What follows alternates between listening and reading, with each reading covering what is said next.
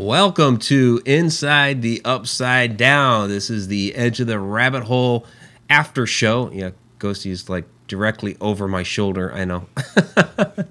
But thank you guys for hanging out here. It's an extra hour. I know it gets late a little bit in the East, but for those of you that have stuck around, really do appreciate it. Do we have sound this time? I know the last 2 weeks have been just completely without sound for for the first 2 or 3 minutes. So it looks like we have sound now. And yes, hello all. Let me make sure I have the right screen up here so I can see the current chat. There we go. Okay, Periscope. Thank you down there for the hearts. And again, you guys, thank you for the super chats last show. That was absolutely fantastic. So we're going to be talking about haunted roads in this episode. Of course, we are Haunted Road Media, so it makes sense to talk about haunted roads. It seems kind of crazy. We haven't talked about it yet between Edge of the Rabbit Hole and Inside the Upside Down. We've talked a lot of haunted things, but not haunted roads. So here we go. And there's everybody. Fantastic. Yes, welcome back to you guys as well. So there's a lot of, I have done a little bit talking about paranormal roads and different things that are a haunted road. And what I always find interesting about roads is they all connect, at least the ones that are on the same continent, right? So, basically I can go right out my door and, you're right down the street from me. Of course, it's a few turns and whatnot, but some of those roads do have that bit of eeriness to them. They have legends, they have tales, and we're going to get into a few of them here. So we did just release on Friday. It was a kind of top 5 video on haunted roads. Not necessarily like quote unquote the top 5 haunted videos, but some of the top ones, because it's really hard to kind of gauge and classify which are like the top 5 out of the hundreds or thousands of roads in the world that are haunted. So I picked 5, and we're going to talk about a couple others too, because I know Shana really wanted me to throw in Gore Orphanage Road, which I didn't put in that 5. We've talked a lot about Gore lately, which we will, but I wanted to include some others from around the country and around the world as well. So how you guys doing? All right. So really thank you guys for coming back, and for those down in Periscope as well. All right, so let's go ahead and we'll just start with one and see where it all goes. I'm sure you guys are gonna have different questions. I know Tom McNicholas is in the house, so why don't we just start with we could start with Resurrection Mary and the stories of the guy dancing all night with this beautiful blonde girl. She asked him to take her home. Then drives her down the street, down Archer Ave, and she has to be dropped off right there at the gates of Resurrection Cemetery, and then she just disappears into the night. Of course, that is it's become a common story. There's cabbies that have picked up women that they've dropped them off and they disappear. It's usually the same blonde. The blonde in the party dress has been seen quite a few different times. And Tom McNicholas in the chat is like, yes. And he's been there, okay? And I'm going to throw up on the screen. And one of the interesting things, I guess it was in 1976, where this couple saw this girl that was trapped within the cemetery, holding onto the bars, wanting to get out. Of course, at night, the cemetery is locked up.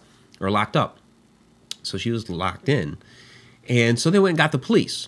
Well, when the police came, the girl was gone, but the bars were singed with her handprints. And I do have a pic of that.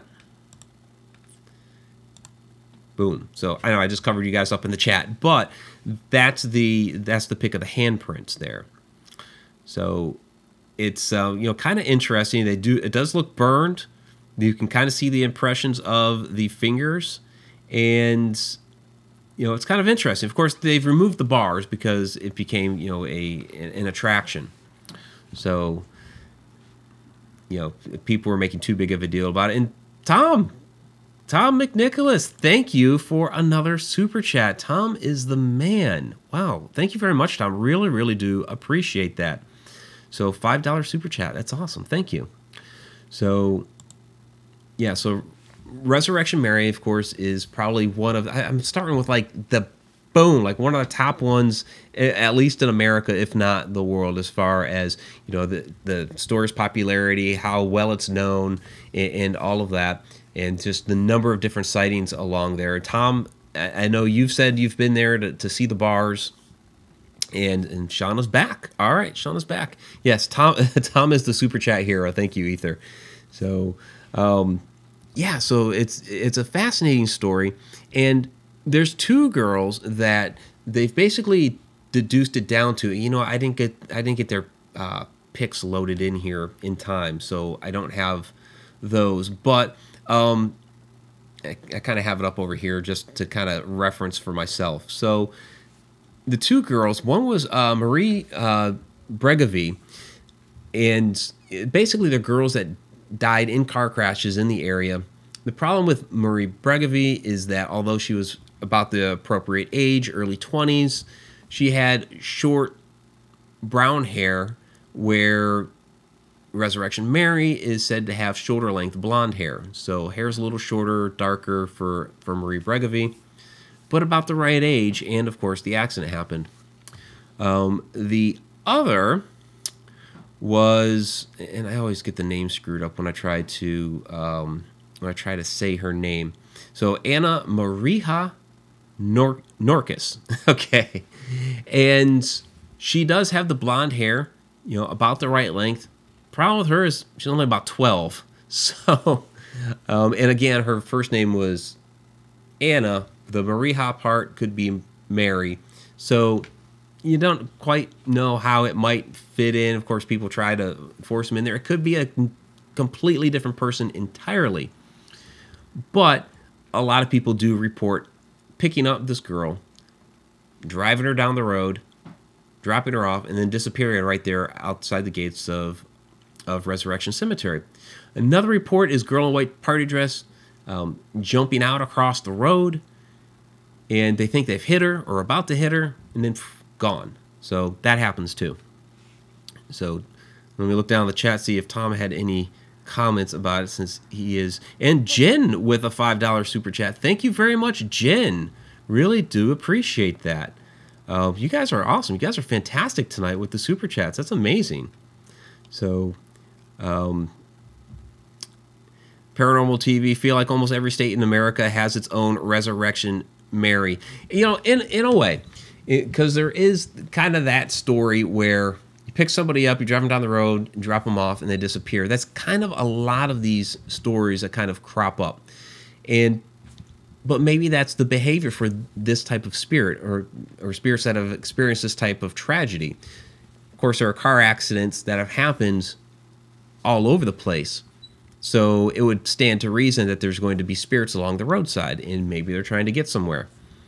No. I mean, it could be. What makes a little bit more sense to me, because she's a quote-unquote hitchhiker type spirit, what would make a little bit more sense to me is if the person that died wasn't necessarily in a car accident per se, like car on car, but if it had been a hitchhiker that had gotten run over.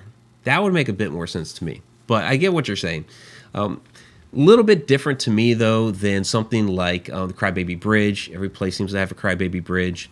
Or Gravity Hill. Every place seems to have a Gravity Hill.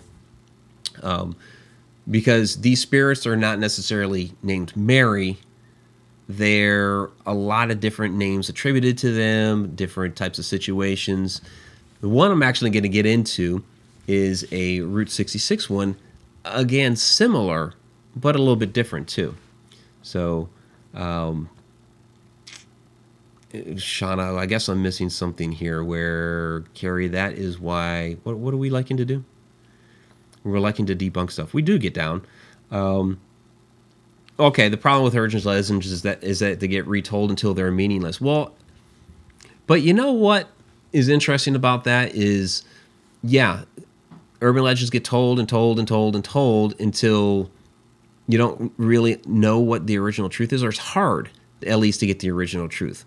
But part of what we do is we're paranormal investigators, so we're looking into and researching these different mysteries. So I look at it as, we're detectives, we're investigators. As a kid, I wrote mystery stories. My first book was a private eye novel, so it's that whole mystery, trying to uncover the truth. So somewhere in there within those legends is a nugget of truth. So with the Resurrection Mary sightings, it's how much of it is truth and how much of it got wrapped up in the legends. Was it really one of these girls? Maybe not. Are these people really picking up ghosts and dropping it off? Maybe. Maybe not. But I tend to believe there must be something along that road because of just the sheer number of people that have reported the sighting. So, and as far as the bars at the cemetery, the cemetery does say, well, it was a maintenance accident. Okay. But what about the couple in 1976, just kind of random? Hey, we see this girl stuck in there. And that's really random. All the other stories about the girl along the road are very similar. That one was very, very different. So, Tom, did you ever... I'm trying to see if Tom ever said anything about it, because he's the man. He if I remember, you said you grew up or you lived down Archer, right? So, yeah, good old Archer Ave, right?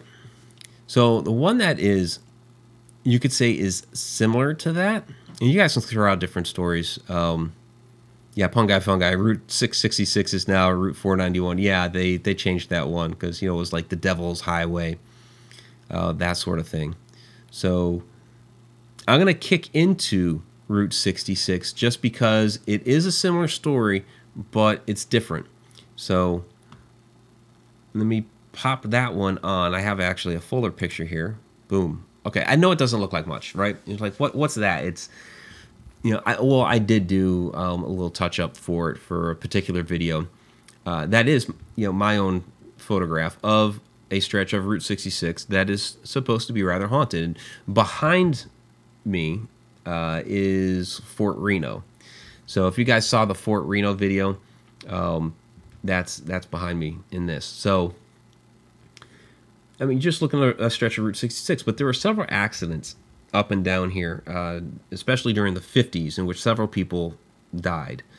And the sighting along this road is that of a little old man. They call him the vagabond or the drifter. And a couple of different scenarios, again, kind of similar to Resurrection Mary, but attributed now to a different character where, people are, they see him along the road, usually at night, usually in the rain. So he's got a rain aspect to him. And they'll offer him a ride. Sometimes he's agitated, doesn't want to get in. Sometimes he does get in. And then when he gets in, that's when he gets agitated, and then he wants out. And so they'll let him back out. And then further down the road, they see the man again. So didn't necessarily disappear when getting in the car or what have you. When he has disappeared, now this is another one that's kind of similar to Mary's, where he's kind of jumped out, and the person thinks they hit him. They get out and they're looking around, and there's nobody around. So that one's kind of similar to the Mary one, but again attributed to a different character. This old man, this old vagabond. Now with the Resurrection Mary, they always put it with these couple of girls that had died. With the vagabond, they don't really know. They're like, well, there have been these different car crashes. He doesn't really match any of them. So who exactly is he? They don't know. But kind of the interesting thing is dropping him off after he's already been in the car, and then seeing him a couple miles down the road even further. So that one's a little bit different, but interesting Route 66 tale there. And again, it's usually in the rain. So you guys got down here in the chat.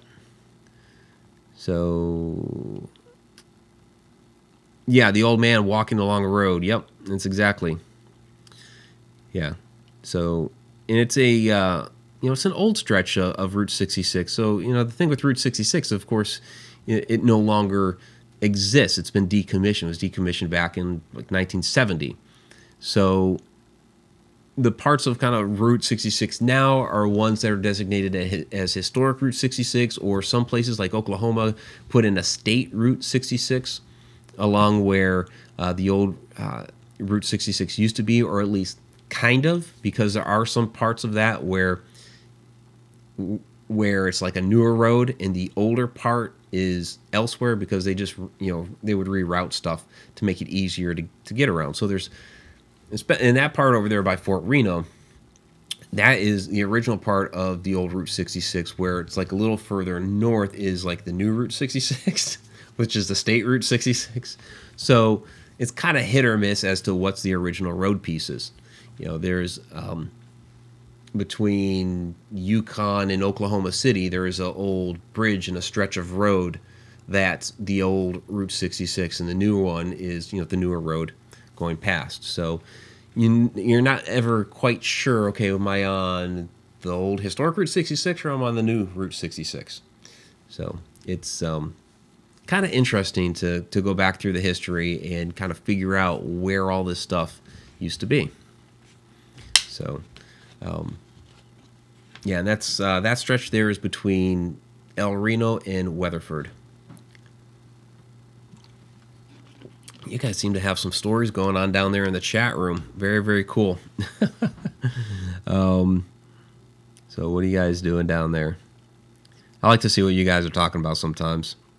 So I apologize for pausing a little bit. I know it's not great for the podcast when I do that, but I do like to see what you guys are talking about, because you guys have some great chats going on. Donald Gordon say, I've only encountered parts of different roads that have creeped me out. Yeah, there are some very, kind of creepy roads and usually it's like those older trees and they're creating a canopy over the road. When I was in the Helltown area, if you guys have seen the Helltown exploration video where I'm walking up the towpath, I turned down this one little dirt path for a little bit. And just kind of the way that the trees are coming over the path, and the path really narrows, and I kind of stop, and I don't want to keep going because I have other things to do, and I'm looking down there, and I'm like, yeah, that's a paranormal as fuck road, because it was very creepy looking, but I love that, it's like very creepy cool. So part of Route 66 is in Kingman, Arizona, if not mistaken. Yeah, Route 66 was started in Chicago, basically Chicago to LA, I guess officially Santa Monica. So it was Illinois, Missouri, Oklahoma, New Mexico, Arizona, California. What was the deal? So, but yeah, they used to call it the Mother Road because it basically linked the east to the west back before they had interstates. The interstates didn't come along until Eisenhower, because Eisenhower, during World War II, noticed how the Germans were quickly getting their supplies up and down their major highways that they had built. So the interstates were originally built for trucking and, linking, the sides of the country together through the roads. And so that's kind of why Route 66 ended up dying off, was because they were putting in the big interstates and it just kind of bypassed Route 66, which basically hit, all the little towns. And that's why it dried up. You like when I curse? That's kind of funny. Okay, from Shana, Mike, what was the road we were on when we picked up the hitchhiker that played with my ear? No, that wasn't Route 66. That was actually Interstate 90 up here in Ohio. So it's the Ohio Turnpike, that stretch. That was somewhere between Toledo and Sandusky, because that was that stretch before we started getting closer to where I live. So I think it was a little bit before we got to Sandusky, if I recall correctly. So, yeah, we did kick him out of the car. Told him that he couldn't hang around; he had to go back. But yeah, it was it was the first time Shana came out here, and we're just driving down the road, chatting, all that, and all of a sudden something was playing with your ear. So, I I don't think we recently stopped at a rest stop and we picked him up there, or I think it was just we're driving down the road and all of a sudden he's in the car. So, yeah, like Shana said, we both yelled at him. So, but yeah, you don't expect that. You know, you're just driving down the road and all of a sudden there's somebody there. But that can happen. You know, it doesn't necessarily have to be somebody you let into the car. Like, hey, you know, oh, I see this person on the side of the road. Let's give him a ride, and they could just jump in there with you. So, but that's another reason to not pick up hitchhikers. It may be a ghost, right? Okay, yeah, that's what I thought. We had stopped at the gas station prior to that. Okay, so yeah, it would have been probably that first rest stop there after we got onto 90, so just after Toledo. Okay, that's why Shana packs a pistol. Yep. No, it didn't have spiders. So, but yeah, I mean, it could have been somebody picked up at the gas station, you know, or somebody that just jumped in along the way. So, okay, Tim, I have to wonder if of the spirits you have encountered along Route 66, how many were benevolent, perhaps just wanted a ride, or otherwise not harmful? How many were malevolent? There's one. I'm trying to think if it's the stretch of 66 in New Mexico or Arizona, where it's supposed to be a little bit of a nastier spirit. The one there in Oklahoma is just he's just an old man. It doesn't seem like he quite has all of his faculties from the stories that you read because of how he kind of flips out. He's looking for a ride, and so you stop the car. He gets in. People have said he's kind of strange when he comes up to the car. He gets in, and then he starts, freaking out and wanting to get out while he's in the car, even though he was asking for a ride. And so then they let him out. So I don't call that malevolent. I think he might be a little deranged, So he seems to be more harmless, just more, not quite all there, So there's a 66 in North Carolina. There might be a state Route 66 in North Carolina. It's not going to be a U.S. route because U.S. Route 66 was decommissioned. So it might be a state route. Like Oklahoma has a state Route 66 now in honor, in honor of the original. So, and Shana says, I have stories of unfriendly spirits, but most are friendly. Yeah, I mean, for the most part, what we've dealt with are more friendly spirits. Yeah, there are nasty ones. I've dealt with a couple of nasty ones. Not a whole lot. Probably the nastiest was at the Edmond house, that we did for Animal Planet, for The Haunted. I know on the edge of the rabbit hole with Brandon, I got into it a little bit because I'm just like, I haven't been scared on an investigation. He's like, you probably haven't been on too many. Yeah, I've been on a lot of investigations, but I don't know. I guess the places we go haven't had too nastiest spirits, just a couple here or there, really. So, but yeah, so for the most part, what we've dealt with, are fine. I mean, they're people, So I think the majority of people are okay, but you do have some nasty ones. You have some nasty people. You have some nasty spirits. So, Shana, I've met some pretty nasty spirits in her. Yeah, and she had. Well, I think a lot of it's at freaking cafe. Seems like that cafe has a lot of crap going on. So, gonna have to get there one of these days. So eccentric maybe from Janice. Yeah, you could call him eccentric. That vagabond. He'd definitely be more of an eccentric one. So, but Shana, talking about spirits playing with your ear, let's get into this one. That is Gore Orphanage Road, or what's left of a closed-off section of Gore Orphanage Road. So this is near Vermilion, Ohio, and a lot of you have by now heard of the Gore Orphanage legends. Of course, we have a couple of videos on that. We just released one back in December. And yeah, the urban legends, of course, are...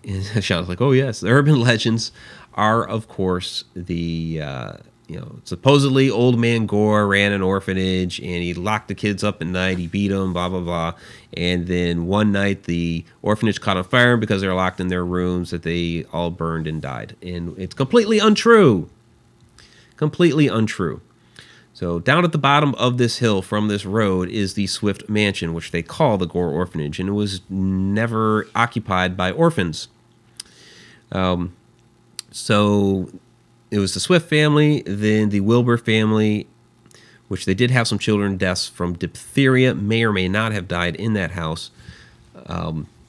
They did hold seances in the house trying to contact the children, but it was never used as an orphanage. The orphanage was up the road from this hill. If you keep going straight up here and around the curve, you will come up to the houses. There's one house on top of the property of where the boys' dormitory was. There's a girls' dormitory a little further down the road off to the right.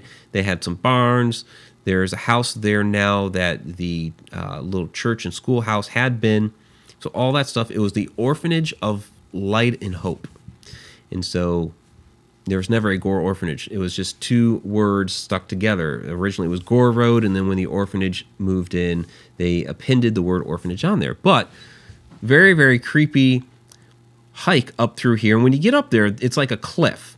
And you have to be very, very careful. But Shana, in this section a little bit further up, when we were coming back down, she described it as a vibrator in her ear. Yeah, her words, not mine. It was like a vibrator in her ear. And so, yeah, like Shana said, that's why you research extensively. Exactly. Because there's too many rumors about this place. But, yeah, it was and she's laughing. But that's what she felt coming down the road. She definitely felt somebody messing with her. And I imagine, it doesn't necessarily have to be any of the children from the orphanage, because they did come down this road to use the fields at the bottom of the hill. They didn't use the house that was down there that they call Gore Orphanage now. They used the fields down there. And so they were up and down this hill with carts. And so, one of the things that we were thinking when we first traversed all this was, well, maybe we would feel some energy from the children coming up and down. But once we got up there to the top, and I don't have a picture of the top where the cliff is. I should have put one of those in there, just didn't have time. But when we got up there to the cliff, I'll come back to me now. When we got up there to the cliff, it kind of seemed obvious that, there could have been a lot of traffic accidents up here. Because of just the sheer drop-off. They were losing the road. They were losing the road to the river. And that's why there's a cliff there now. And most of the road is kind of fallen down into there. So the guardrail's like 10, 15 feet down the cliff now. Or it's like, it's off the road, down the cliff, all that. And so you could imagine there had to be some traffic accidents there. Maybe some people died along there. We haven't researched that out yet, but very possible. So was the thing that was playing with Shauna's ear, or vibrating her ear, whatever you want to call it, was it one of the kids? Some energy left over from all of their, because those kids were abused. The Light of Hope Orphanage, those kids were abused there. They did have to go up and down that hill with hand carts. There was one child who actually stole money from the sugar jar to go buy himself a bike so he could hook up the bike to a cart and ride around with that rather than having to do it all by hand. So they were up and down the hill with hand carts. So you can imagine there might be some energy up and down there from that. But cars, there's an accident there, that'd be pretty nasty. So there could be something from that. So very, very interesting area. Yes, a lot of urban legends, but we've done some extensive research to really go through and deduce what's truth, what's fiction about this place. And that road in particular, there's something there. We don't know what it is, so we're not going to say right now what it is. It's something, some sort of energy, but we just don't know what yet. So stay tuned, because we'll keep investigating. There is about 20 minutes down the road here, not too far. Uh-oh. Benadryl is affecting Shana. What did you guys... There was no warning either. It was just walking along and then a buzz. Yeah, it was just... I had already closed up the camera, too, because I wasn't going to get filming going down. It was all the same thing, because we just kind of turned around and walked back down, and I had already gotten going up. So I'd already closed the camera, and she's like, oh, what the hell was that? And, yeah, so I missed the actual moment, but I got her describing it afterward. But if you ever get a chance to go through... Is Sean Gilmore in the house? Is Sean Gilmore? Because Sean's talked about wanting to come out and check it out. And you know what? I left up the rabbit hole bar. This is inside the Upside Down. It's not the rabbit hole right now. How do you know what that sounds like? All right. So we get to some others here. If you guys have any questions about any of this stuff, just go ahead and throw that into the chat. What do we got? Okay, so this one's kind of a sad one. Yeah, Shana, it was quite literally stopped her in her tracks. She was walking, minding her own business. Yeah, she was just in front of me, and then boom, she stopped. Let's do, what else we got on tap here? The A229. This is in England, and this one's another sad one. Of course, some of the stories, are similar of, seeing a woman and what have you.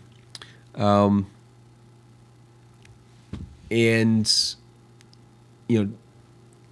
I guess that's a road. Let me get into the actual pics. So these are the three women that died in an accident on there. One of them was to be wed. I have that off center, don't I?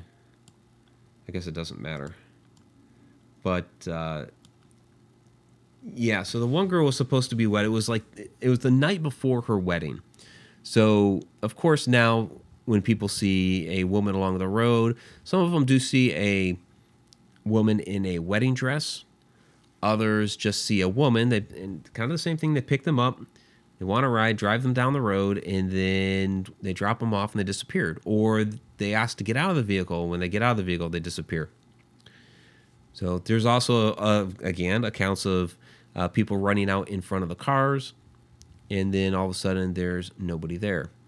So yes, very similar accounts, but there's the actual accidents. That's really sad. So yeah, Andrew, one of the girls was supposed to get married, right? And so it's a sad tale. Right before her wedding, she dies. And so you have this tragic tale along that road. And people do see things along the road. People do pick phantom women up, and they disappear. So that's supposed to be the most haunted one in England. So we're trying to choose different roads here, and that the A229 is definitely one of them. Another interesting stateside one. England has haunted everything. And I know I was kind of pausing here and there on that one. I don't know that one as well.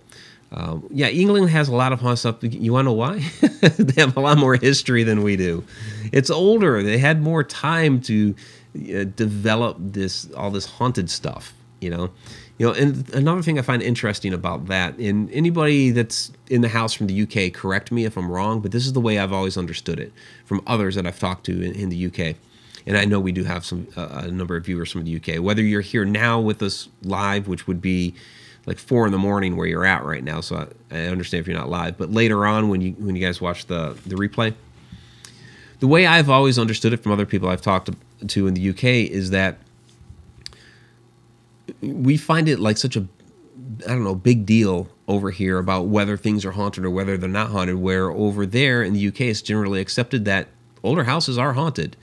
You kind of have an understanding that when you move into an older house, you're going to be moving in with the family ghosts of that house. So if you're moving into a house from the 1600s, well, you have to take into account, well, there's, going to be spirits here that are that old, that are from back then. So that's the way I've always been told from people I've talked to in the UK. So,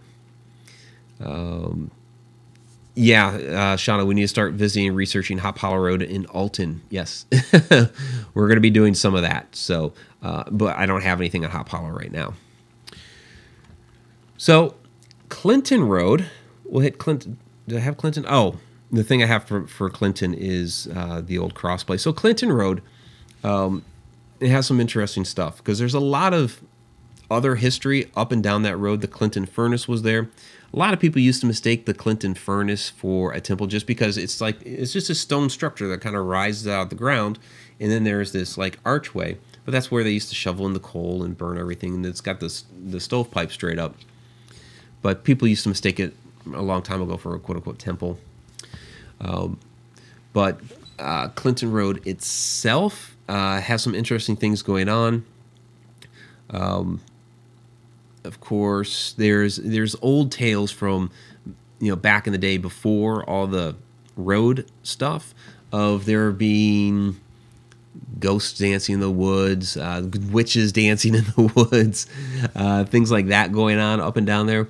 One of the more kind of the most popular haunted story from Clinton Road is the boy and the coins, where you go to the bridge, you throw a coin into the river, and the boy throws it back. So people have also claimed seeing his reflection in there. So that's the bridge over by the reservoir.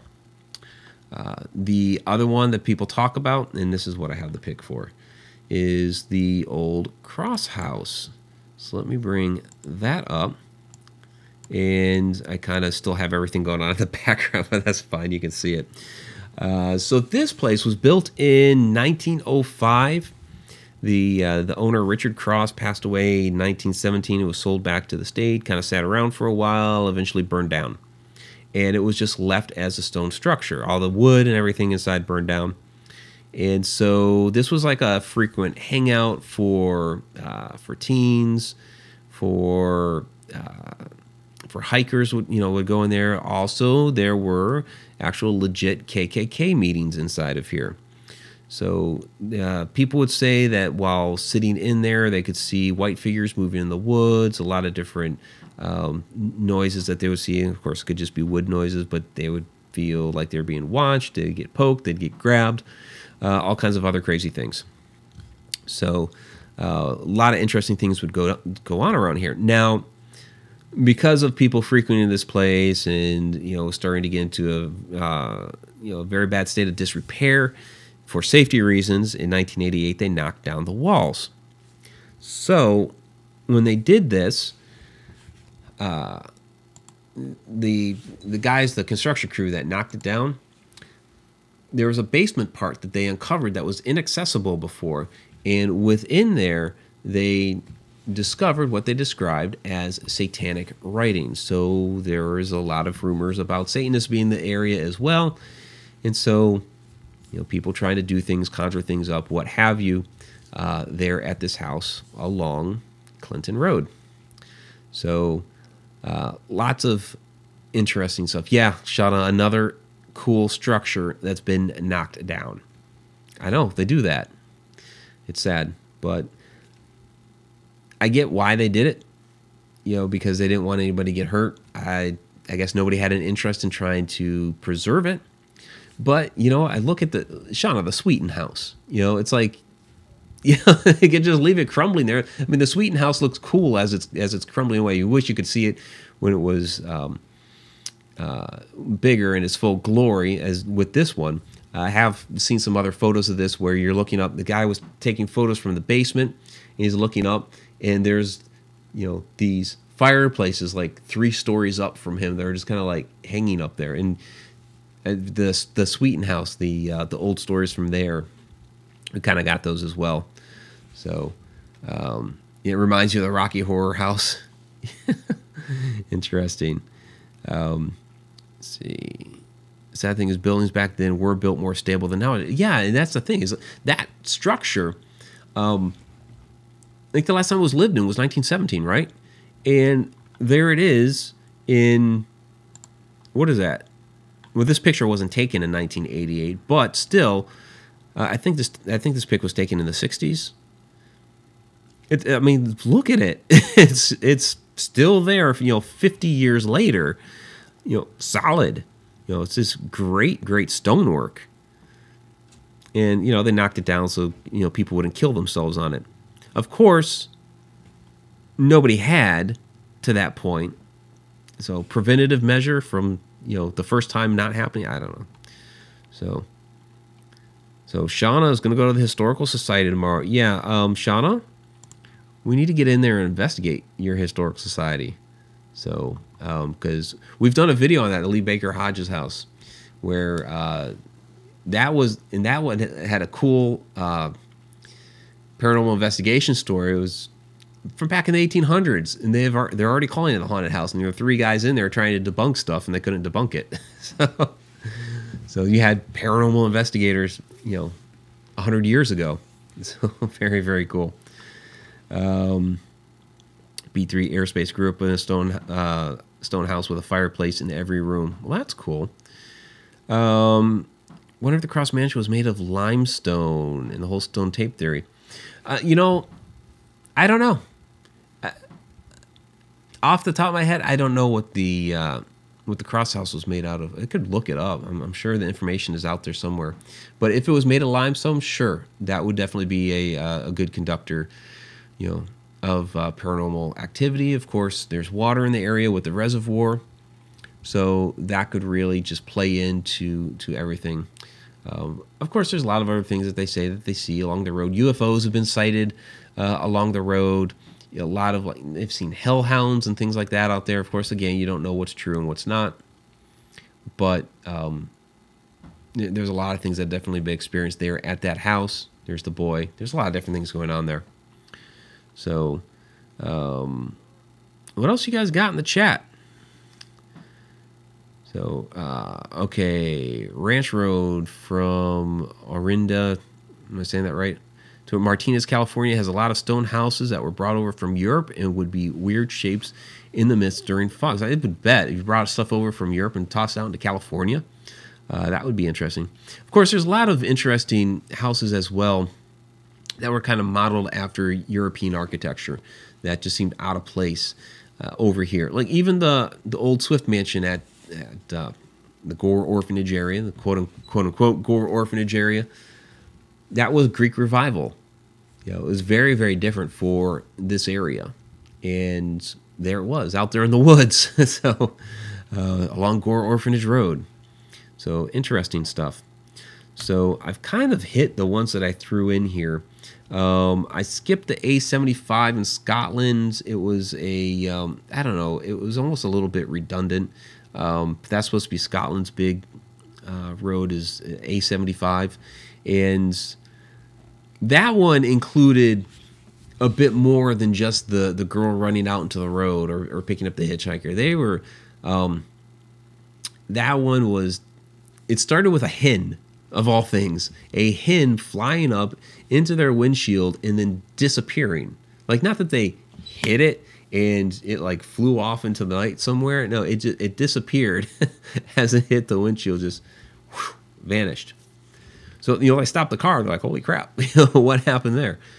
And then there was an old hag, an old woman that went running across the road. Her arms were flailing. There was an old man that came running across the road screaming. And then an assortment of other animals like cats, dogs, small barnyard animals that went running across. So it was like this whole crazy scene, out of, I don't know, some weird, like Animal Farm scene. They're all running across the road because, I don't know, the woman's chasing the hen, and the guy's chasing the woman, and all the other animals are chasing the guy. I don't know. It's some kind of crazy stuff, but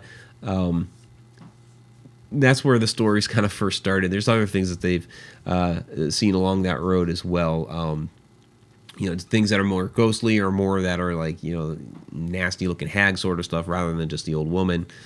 And if that really happened, that could have been something just residual. Maybe that road was going through somebody's old farm, and this stone tape theory again, maybe it was just playing up in the middle of the night for whatever reason, and they got to see it and experience it, this whole crazy whatever the heck was going on.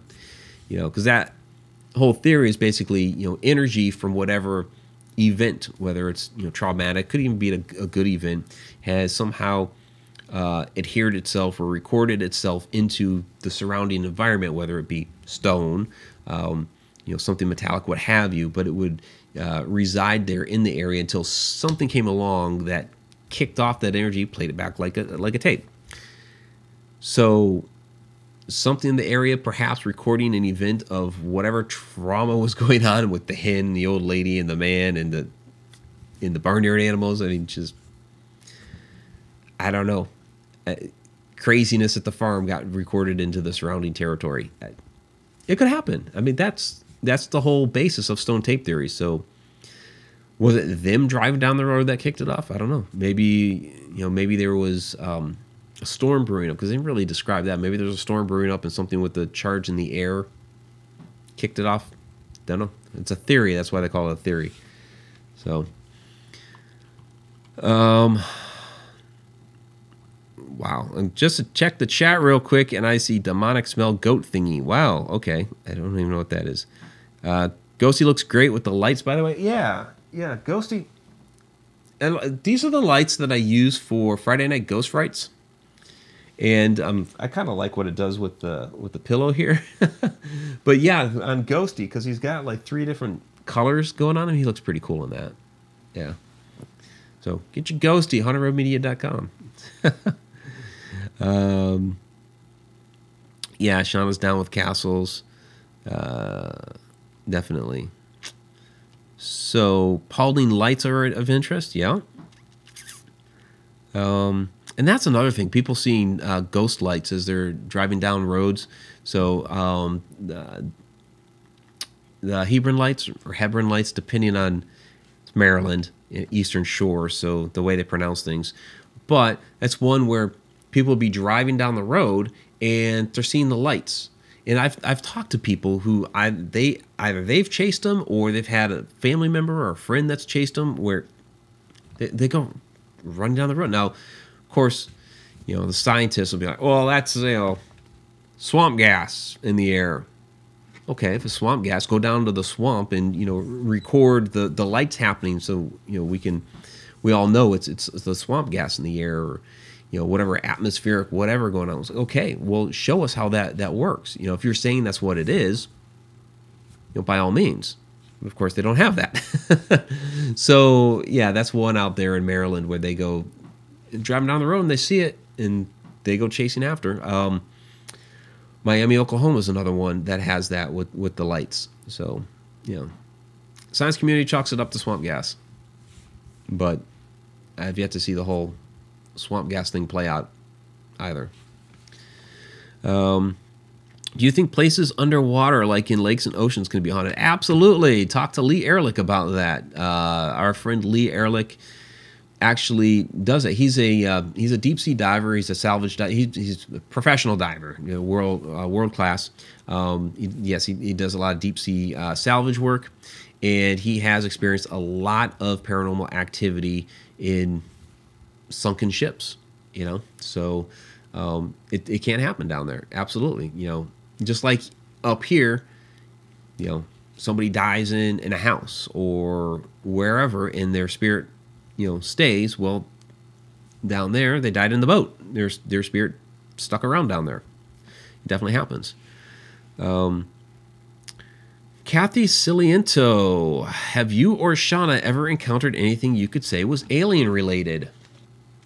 That is a good question. Well, first off, I'm not going to say it's aliens, but it's aliens.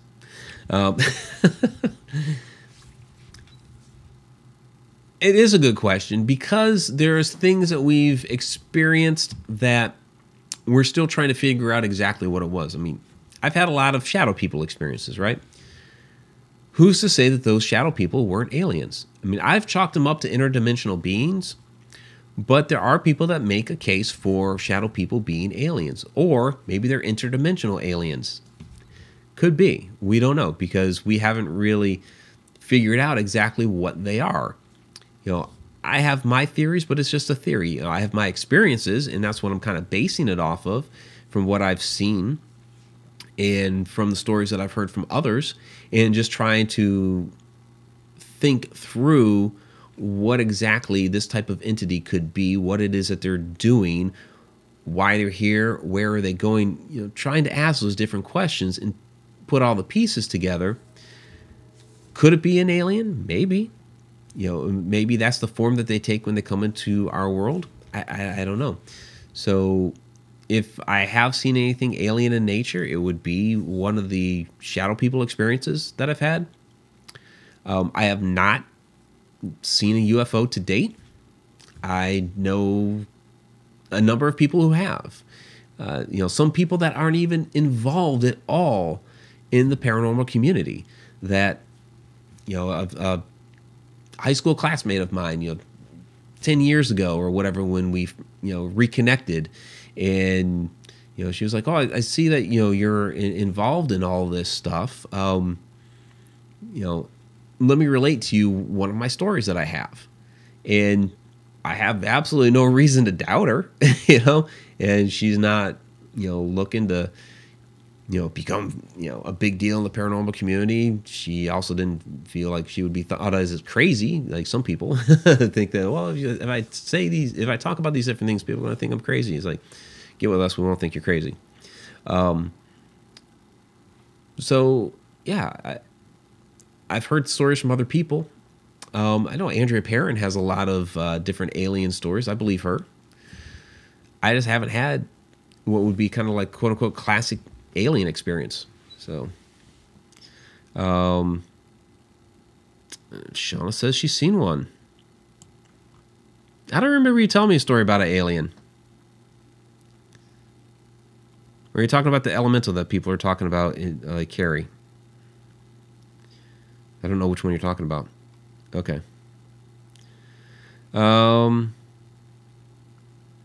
Okay, well, you're welcome, Kathy. Wow, B3 Aerospace is getting into tesseracts in multidimensional space. Yeah. Yeah, tesseract would be a 3D representation of everything, basically everything below the fifth dimension. Like, if you were in the fifth dimension, a tesseract would basically be what you were in looking at the rest. It's the theory of it, anyway. And we kind of covered some of that stuff in the time and dimensions episode of Inside the Upside Down. So, saw a UFO, not a little green man. Again, I don't remember the UFO story. I know we've briefly talked about aliens at some point. I remember you telling me that UFO story. We'll have to talk. Okay. And yeah, I did. Okay, cool. Yeah, planes of space. Exactly. So, but yeah, and that's another thing, is that a lot of people will experience alien activity on different particular highways that are, you know, purported to have a lot of UFO sightings. People, you know, get commonly abducted along certain roads, or there are roads that have you know, more activity reported than others. Excuse me. So it's interesting, you know. And then there's the whole time slippage thing, where people are, you know, driving along, and then either, you know, too much time has gone by or too little time has gone by. You know, people are like, "Where you been for days?" And I'm like, "What are you talking about? It was like 5 minutes." You know, and they're just driving along. So you kind of wonder what happened to them during that stretch of time on that road. You know, was it something with another dimension? Was it something with time slippage somewhere? Was it alien activity? We don't know. BD Flint, $5. Well, thank you very much, BD. Really appreciate that. Love the super chats. You guys are like awesome with the super chats tonight. So really, really do appreciate that. So, so this hour has been Jen and BD. Thank you very much. So I heard that drive through a fog tunnel. Interesting. You mean a fog tunnel as like literally they are driving through fog, or that's what they see? So, because I've seen people, or I've heard of people seeing fog. So I just get a little clarification on that. She's tripping on Benadryl. I don't know about that. No. Okay. He's coming over this weekend. I'm getting to talk to. No. I'm just saying we'll have to talk. Apparently, we've had like, I don't know, a shit ton of conversations about paranormal, supernatural. We have talked a little bit about aliens, not too much because that's kind of not so much our thing. But so apparently there's other stories that we haven't told yet. So I like it when we share, you know? Oh, interesting. Have you guys ever accidentally crossed into a portal? You know, that's if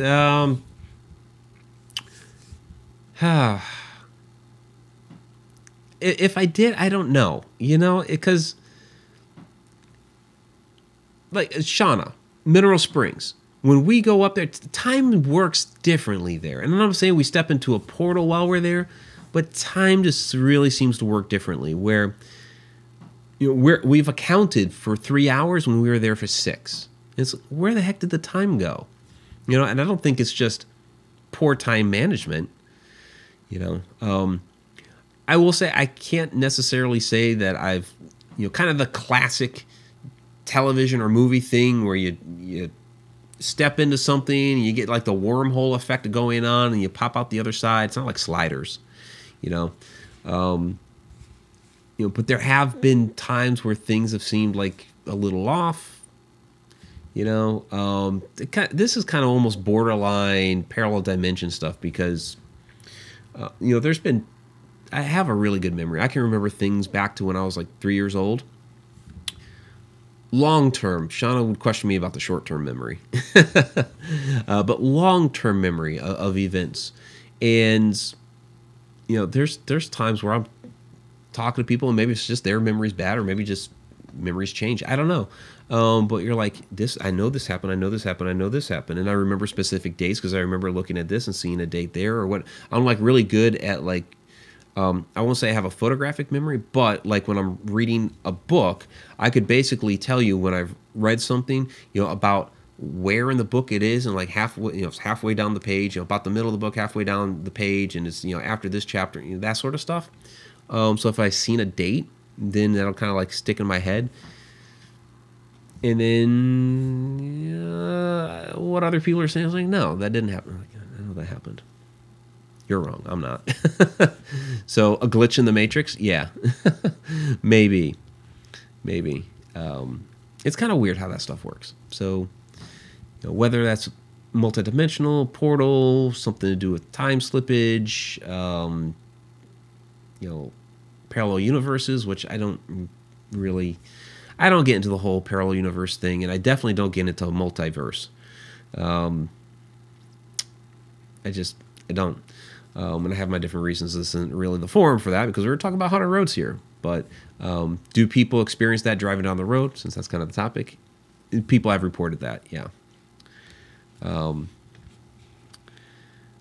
Yeah, Kathy, you're right. It is definitely weird, and yeah, it does lead to a lot of different questions. I mean, we could keep going on for hours talking about a lot of this different stuff, and that's kind of why we have the different episodes, like we were talking time and dimensions a few weeks ago, because this stuff happens, and I see time as something different, where it's more vertical rather than horizontal in nature. Instead of this river of time that we seem to be trapped in, that keeps moving forward and we can't go back. We can just look back.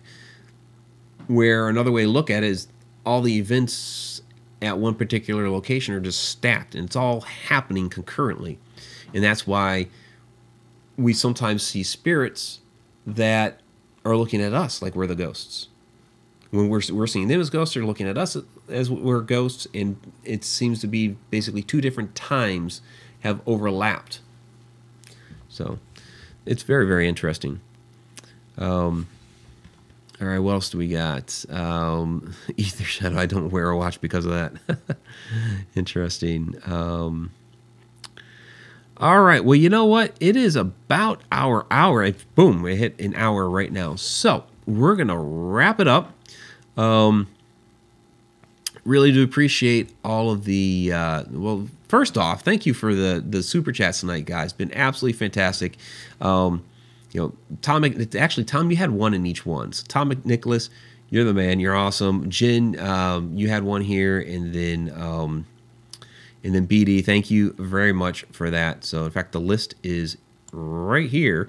So Tom, Jen, and BD Flint, thank you very much for the super chats in this episode of Inside the Upside Down. Shana, my love, thank you for shenanigating the chat. I know you're not feeling too well, so yeah, I know you took your Benadryl too. So please go ahead, get some rest, get healed up, because I think we're gonna be doing some stuff this weekend. Can't have you sick for that. So let's go ahead and get to the shout outs. Paranormal Fan 11, thank you very much. Slide your car.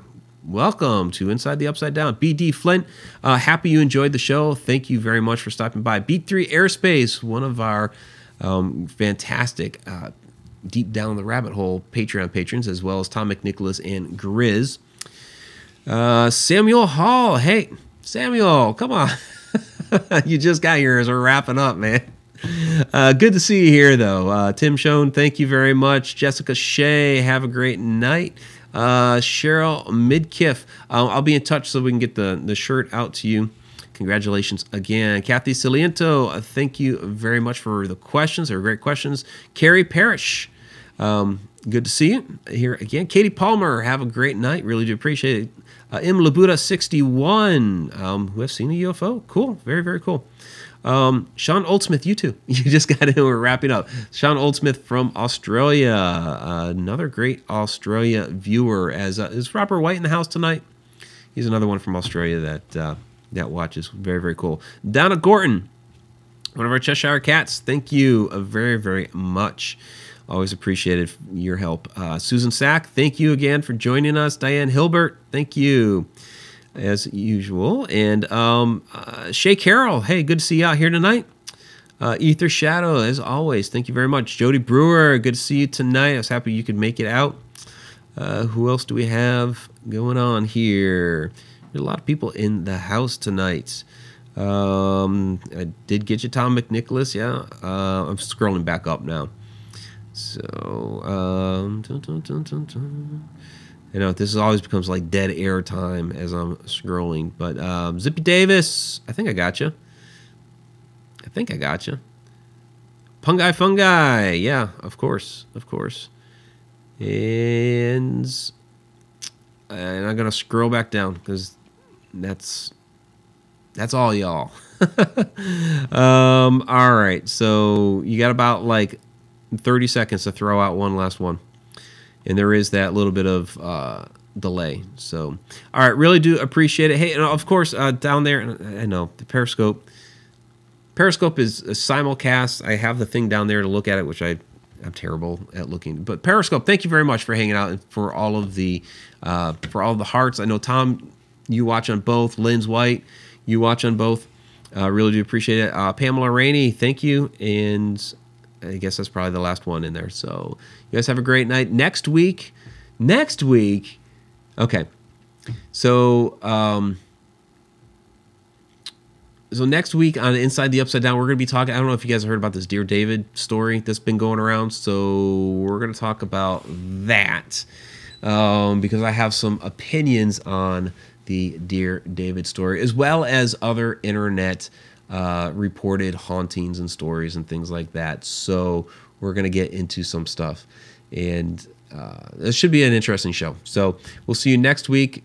Edge of the Rabbit Hole, Inside the Upside Down. Of course, we got Friday Night Ghost Frights coming up. If you haven't subscribed to the channel yet, please do so. Click the little bell for notifications. I should say that at the beginning because you guys are all clearing out now, right? And we'll catch you all later. So have a great night. See you next week. I can get to the screen that turns this thing off. And Shana, I love you. I have to throw that in there, right? Take care.